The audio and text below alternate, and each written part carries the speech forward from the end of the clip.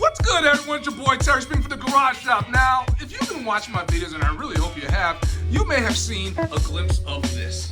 And lately I've been getting a lot of questions like, hey man, what is that? This is my modified bumper for my 71 Chevelle. Now, ever since I owned this car has never ever had a front bumper, and that's about to change.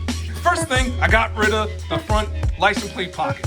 Secondly, I shaved all of the bumper bolts. And of course, the most drastic change are those driving lights sitting up in there. Yeah, check that out. Now this bumper was about to go through the final stage of being chromed, and I said, wait a minute, maybe that bumper needs to be the color of the car. That's right, color match the bumper, because we're doing a lot of modifications to the 71 Chevelle, and putting the bumper on with no license plate pocket and no bumper bolts, and of course, those savory looking driving lights. It might look something kind of special. So please leave me a comment. Let me know what you think, because a color match bumper, that might look very tasty, but a chrome bumper would look tasty as well.